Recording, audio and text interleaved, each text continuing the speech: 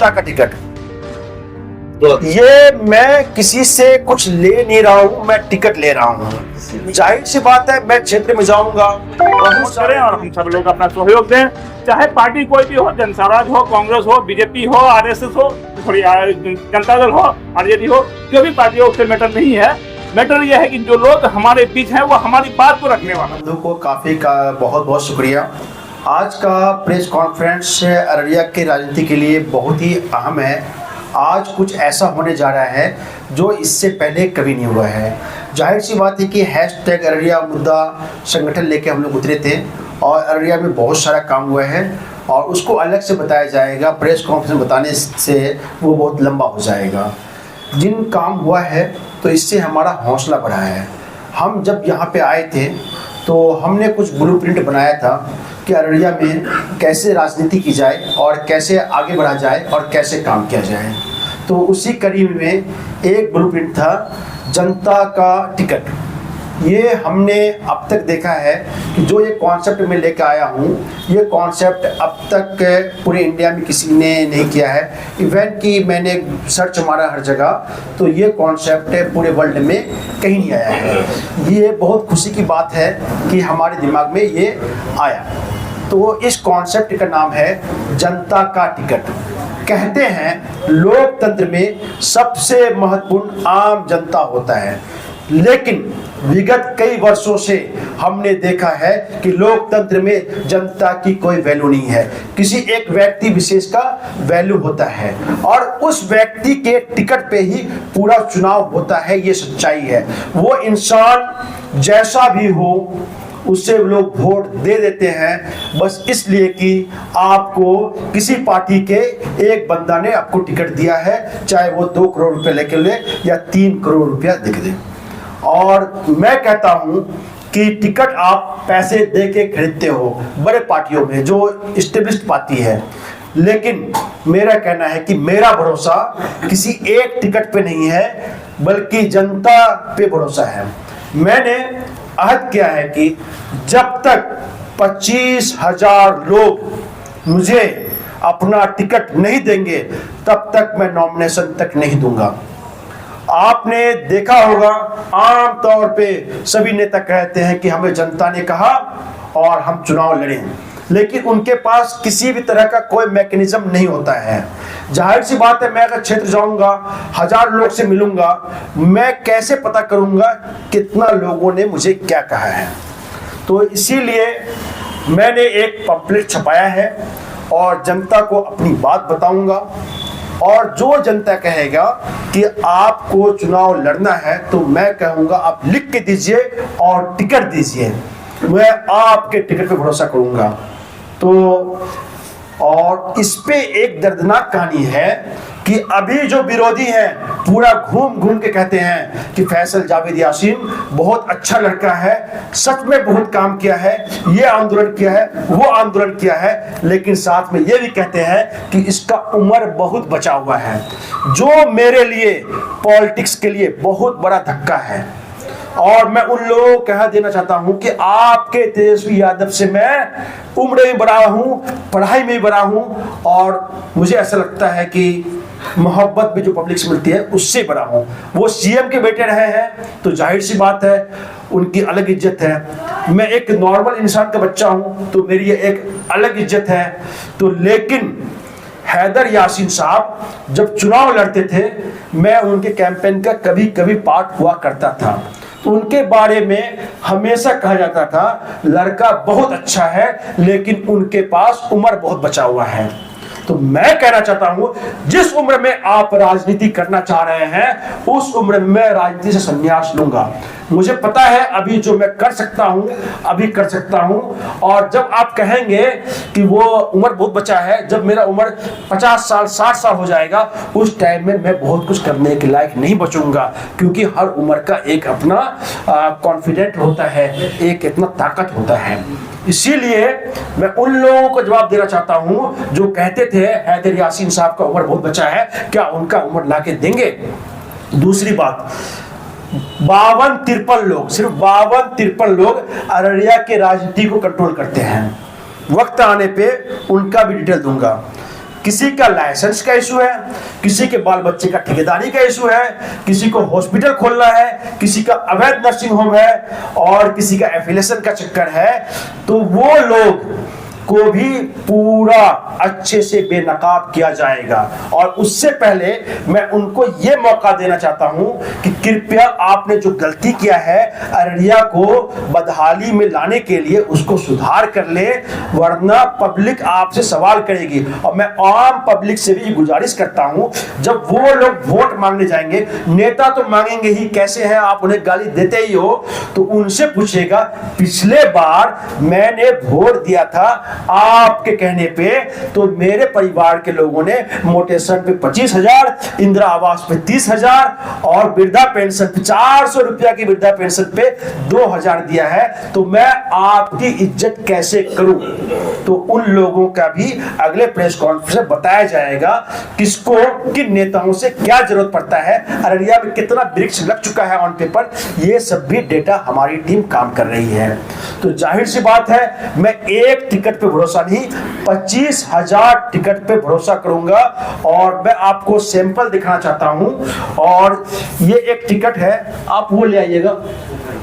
इसमें ये है जनता का टिकट, ये मैं किसी से कुछ ले नहीं रहा हूं, मैं टिकट ले रहा हूं। जाहिर सी बात है, मैं क्षेत्र में जाऊंगा, बहुत सारे लोग ऐसे होंगे जो कहेंगे कि आप लड़िए, बस यही बोल देंगे। मैं कहूंगा लिख के दीजिए। जब वो लिख के देंगे तो मैं कहूंगा मुझे 1 रुपया भी दीजिए कम से कम, तब मैं यकीन करूंगा। तो ये एक फुल प्रूफ सिस्टम होगा। जब मैं नॉमिनेशन देने जाऊंगा तो उनको लगेगा कि ये मेरे पैसा से नॉमिनेशन दे रहा है। अगर मुझे जनता का नेता बनना है तो जाहिर सी बात है, जनता के हिसाब से चलना पड़ेगा। अगर पार्टी का दलाल बनेंगे, एमएलए बन के भी हम दलाल रहेंगे और हम यहाँ पे नेता नहीं बन सकेंगे। हमारा जो परिवार का संघर्ष है, आपने देखा होगा, कभी किसी ने समझौता नहीं किया। अररिया की राजनीति हलीमुद्दीन साहब वाली राजनीति होनी चाहिए, मोहम्मद यासीन साहब वाली राजनीति होनी चाहिए, श्रीदेव झा वाली राजनीति होनी चाहिए, डोमरलाल बैठा वाली राजनीति होनी चाहिए और रामेश्वर यादव वाली राजनीति होनी चाहिए। और इन सबको लेकर जो रामेश्वर शाह, श्रीदेव झा, हलीमुद्दीन साहब, मोहम्मद यासीन साहब ने जो काम अररिया में कर दिया है, एक भी स्कूल कॉलेज सरकारी उस लेवल का आज तक कभी क्यों नहीं बना? क्योंकि जिला बनाने में इन लोगों का, जिसको मैं अपने आप को उनका वारिस समझता हूं, उनका देन है। उनका जो अधूरा सपना था उसको हम पूरा करेंगे। हैदर यासीन साहब पे जो जुल्म हुआ है, जो जुल्म किया गया है, उसका भी बदला हम लेंगे। उन लोगों को अभी भी मौका देते हैं कि आप लोग सुधर जाएं, अपने वफाद के लिए, अपने मतलब पर्सनल बेनिफिट के लिए जो खेल कर रहे हैं कि ये ए टीम है, ये बी टीम है, ये लाचारी है, सब कुछ तो अच्छा है लेकिन ये हो जाएगा, उम्र तक का सौदा कर देते हैं ये लोग। और मैं दोबारा कहना चाहता हूं कि इनके नेताओं से ज्यादा उम्र है मेरा। तो मैं एक बार जो जनता का टिकट है मैं पढ़ के सुनाना चाहता हूं, एक बार डिस्प्ले कर देता हूं अपने से। और मैं खुशी के बताऊं कि अभी मैंने लॉन्च किया है उसको, ये है, उसमें आप देखेंगे जनता का टिकट 49 अररिया विधानसभा। मैं XYZ कोई भी सकता है, फैसल जावेद यासीन को 49 अररिया विधानसभा से चुनाव लड़ने हेतु समर्थन प्रदान कर रहा हूं। इसे जनता द्वारा दिया गया टिकट माना जाए। हम राजनीति को जनहित से जुड़े असल मुद्दे पर आधारित करने का संकल्प लेते हैं। इसमें आपने देखा होगा 1 रुपये का सिंबल है, ये एक टोकन मनी होगा मेरे लिए, या शगुन होगा या बरकतन होगा, और हम जनता पर विश्वास करके और इसे रखेंगे अपने पास, ये करेंगे।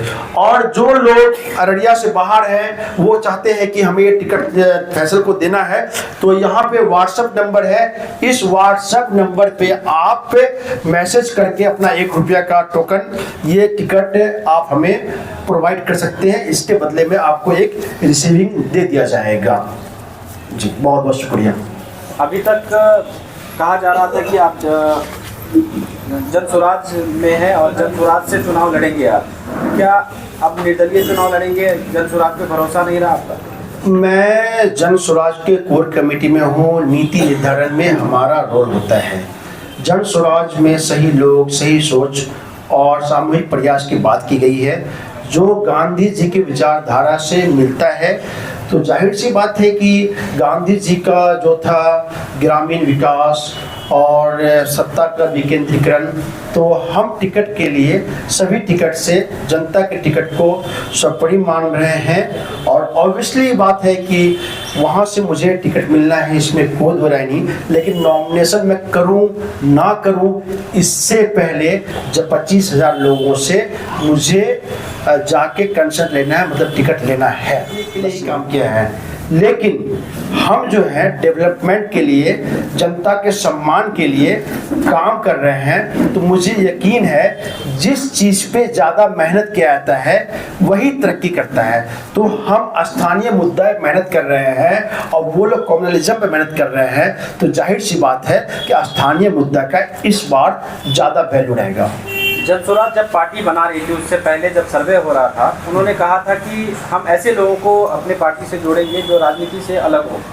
और अब देखा जा रहा है कि जो बड़े बड़े नेता हैं उनसे प्रशांत किशोर मिल रहे हैं और उनको अपनी पार्टी में आने की दावत दे रहे हैं। तो क्या नहीं लगता कथनी और करनी में फर्क है जन स्वराज का? कोई अभी बहुत सारे लोग जुड़ना चाह रहे हैं, बहुत सारे लोग के भेंट मुलाकात करते हैं, तो इसमें हम ये नहीं कह सकते हैं कि कौन जुड़ा है, कौन जुड़ने वाला है।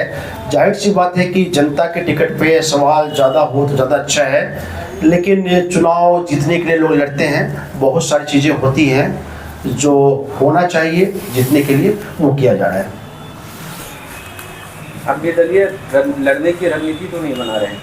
नहीं, ये हाँ बिल्कुल, मैं ये दिखाना चाहता हूँ, जो लोग कहते हैं कि फल्ला पार्टी का टिकट लेके आइए, तो या मतलब एक आदमी का टिकट लेके आइए 2 करोड़ रुपया में, क्या ये जो है जनता के टिकट को 25,000 लोगों के टिकट को वो कितनी तरजीह देती है, ये दिखाना चाहते हैं और उन पार्टियों को बेनकाब करना चाहते हैं। इलेक्शन में कितने दिन हैं? इलेक्शन में सितंबर, अक्टूबर, नवंबर में चुनाव हो सकता है। 30,000 टिकट के लिए आप कमिटेड हैं, कितना टिकट लोगों को देंगे? आपने डिटेल फिगर आउट किया है, कैसे बांट पाएंगे? जाहिर सी बात है हम कैनोपी लगा के घर घर जाएंगे। आपने देखा ही होगा जब भी हम गांव में जाते हैं तो एट ए टाइम वहाँ पे 100-200 लोगों का भीड़ लगी जाता है, और उन्हीं से मैं पूछूंगा। जाहिर सी बात है अगर 200 लोग रहेंगे तो अगर हो सकता है उसमें से 80 लोग ही हमको टिकट दें, तो हमको 200 लोग पूरा टिकट दें या 190 लोग टिकट दें। तो शुरुआत में जब हम क्षेत्र में घुसेंगे 8-10 दिन ये समझने में मुझे लगेगा कि 25,000 का टारगेट मैं कैसे पूरा करूँ, और जाहिर सी बात है 25,000 का जब टारगेट पूरा होगा तभी मैं चुनाव लड़ूंगा। और हमारे इंडिया के अंदर आज हम जो डेवलपिंग कंट्री है, आज हम इकोनॉमिकली काफ़ी बैकवर्ड है पूरे वर्ल्ड के अंदर, उसका एक खास रीज़न ये है कि हमारे जो रिटायर्ड लोग होते हैं वो जो है कि हमारे यहाँ आके जो है कि पॉलिटिक्स करते हैं, और हम यंग जनरेशन को वैल्यू नहीं देते हैं। तो ये खास रीज़न है हमारे पिछड़ा होने का। और आज जो हम अररिया में देखते आ रहे हैं या फिर पूरे इंडिया लेवल पर जो देख रहे हैं, जो रिटायर हो चुके हैं, मतलब टायर्ड हो चुके हैं, हम उनको आराम करना चाहिए घर में, वो आके हमारी रणनीति करते हैं, जिनका जो ब्रेन सेल और जो डेवलपमेंट है, जो क्रिएटिविटी और इनोवेशन जो होना चाहिए उनके अंदर, वो इनोवेशन नहीं आता है मुल्क के अंदर, वो डेवलपमेंट नहीं आता है। उसी तरह ये छोटे से इलाके में भी यही चीज़ हम दे सकते हैं, जो क्रिएटिविटी और इनोवेशन का चीज़ होना चाहिए वो यंग जनरेशन ही कर सकता है। वो एक लेवल तक होता है, 60+ के लोग तो ये नहीं कर सकते, बिलो 60 के लोग यही कर सकते हैं, 30, 40, 50 ईयर्स तक ये कर सकते हैं लोग। तो आज हमको जो यंग जनरेशन में यंग लीडर हमारा आ रहा है, जो हमारे मुद्दे को, हमारे सरकार को, लोगों के नीड को और कितना इजी वे में उसको सॉल्व करके आगे बढ़ाए और हमारे इलाके को डेवलप करें और हमारी जो सुविधाओं को बढ़ाए, हम ऐसे लोगों को प्रमोट करें। ये हर आदमी का जो है कि ये सोच होना चाहिए, न कि अब एक 70 साल का आदमी जो ये फैसला करता है कि लोग 60 की बजाय 55 में रिटायर कर लें। जहाँ गवर्नमेंट जॉब में भी 60 तक रिटायरमेंट दे दिया जाता है कि भाई आप घर बैठिए पेंशन लीजिए, लेकिन पॉलिटिक्स में यहाँ ये होता है जस्ट रिवर्स गया है, इसलिए हमारा देश पीछे है। तो हम अपने देश को, अपने जगह को, अपने डिस्ट्रिक्ट को आगे ले जाने के लिए जो हमारा यंग जनरेशन है उसको हमको आगे ले जाना पड़ेगा, उसकी क्रिएटिविटी, उसकी इनोवेशन से हमें काम लेना पड़ेगा। तो हमको भी ये सोचना पड़ेगा और हम उसमें अपना योगदान दें। और आज जिस हिसाब से फैसल आके अररिया के अंदर अररिया का मुद्दा उठाया और बहुत सारे काम उसने किया, वो हम लोगों के सामने है और आगे भी जो कर रहा है, और ये बहुत ही अच्छा एक इनोवेटिव पहलू है कि हम लोगों के विचार है, और जिसके पास जनता रहेगी तो पार्टी उसके पास आ ही जाएगी। दो चार लोगों का वोट रह गया या किसी पार्टी का अगर हम दलाल बन जाए, आज तक ज्यादातर लोग हैं कि पार्टी का झोला देने वाले, पार्टी के से जो ऑर्डर है हम वो कर रहे हैं, जनता का क्या ऑर्डर है हम वो नहीं कर रहे हैं, वो चीज पर नहीं सोचा जा रहा है। तो लोगों की क्या नीड है, लोगों की क्या जरूरत है, उस पर बात होनी चाहिए, न कि पार्टी का ऊपर का फरमान क्या है, उसका क्या कॉम्युनलाइज पॉलिटिक्स है, उसका क्या मोटिव है, उसको कैसे चलाना है। आज तक ज्यादातर हमारे नेता जो है कि ऊपर के आदेश को मानते हैं, जबकि हमारी जनता की जो नीड होनी चाहिए, जनता की जरूरत होनी चाहिए, गांव गांव शहर शहर मोहल्ले मोहल्ले की जो जरूरत होनी चाहिए उस पर ज्यादा ध्यान होना चाहिए। इसके लिए हम इसको जो है कि प्रमोट करें और हम सब लोग अपना सहयोग दें, चाहे पार्टी कोई भी हो, जनस्वराज हो, कांग्रेस हो, बीजेपी हो, आरएसएस हो, सॉरी जनता दल हो, आरजेडी हो, जो भी पार्टी हो उससे मैटर नहीं है। मैटर यह है कि जो लोग हमारे बीच हैं वो हमारी बात को रखने वाला है, और हम जो है कि किसी भी कास्टिज्म पर, किसी भी जातिवाद पर, किसी भाई भतीजावाद पर नहीं चले, जो हमारी बात समझते मैटर। परिचय दीजिए। मुझे मुशफिक आलम बोलते हैं, मैं एक सोशल वर्कर हूँ और यहाँ पोशाक महल में चला। अलीग